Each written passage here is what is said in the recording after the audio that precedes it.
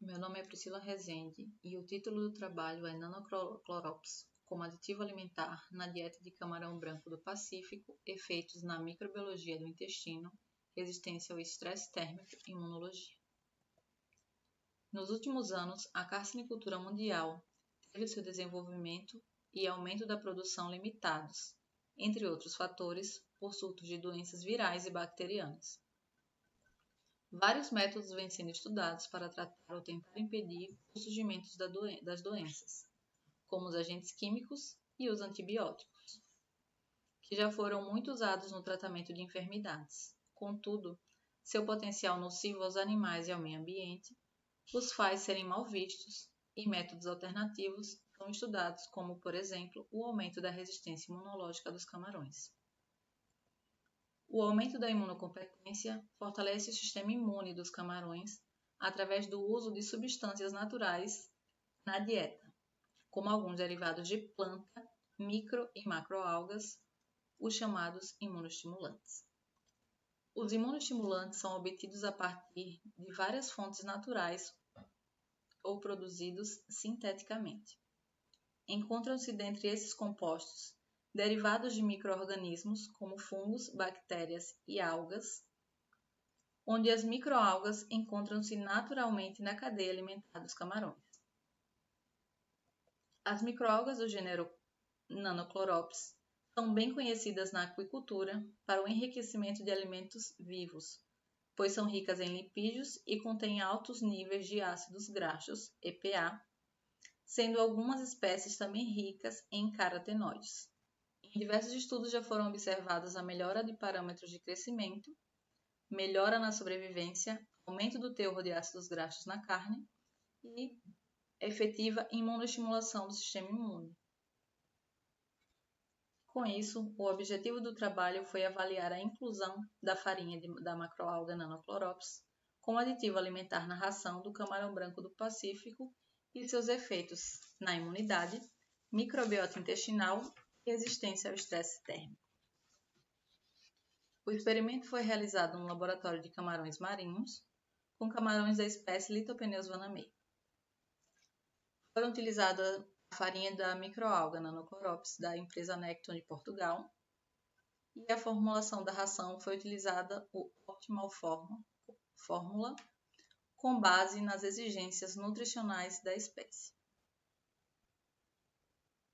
Foram avaliados 3 tratamentos, um de 0,5%, outro de 1% e outro de 2% da microalga e um controle sem adição da mesma. Após a produção, as dietas foram congeladas para melhor conservação. Foram utilizados tanques de 500 litros com água clara, onde foram cultivados 20 camarões com peso inicial de mais ou menos 6 gramas, em 4 réplicas, totalizando 16 unidades experimentais, dotados do sistema de renovação de água, aeração e aquecimento.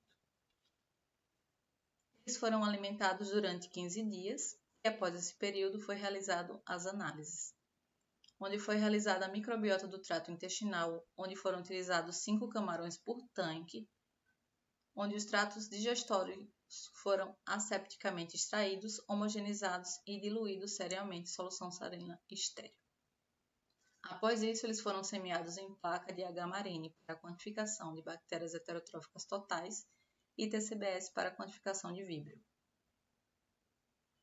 Para a análise imunológica foram utilizados 3 camarões, onde foram coletada a hemolinfa para quantificação de hemócitos totais, PO e lecipinas.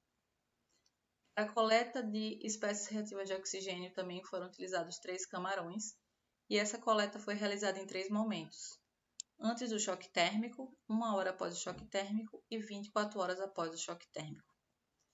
A produção do ânion peróxido pelos hemócitos foi medida através do método de redução do NBT e como um ativador celular foi utilizada a laminarina. Para a resistência ao choque térmico foram utilizados 10 camarões por tanque. Eles foram tirados da temperatura inicial de cultivo, que foi 28 graus, transferidos para aquários de 60 litros com temperatura 12 graus, mantidos nessa temperatura por 1 hora e retornados à temperatura inicial. A mortalidade cumulativa foi observada até 48 horas após o choque térmico, e como resultados podemos observar que a microbiota intestinal não apresentou diferença significativa nem para bactérias heterotróficas totais nem para víbrio. Os parâmetros imunológicos também não foram observadas diferença significativa entre os tratamentos.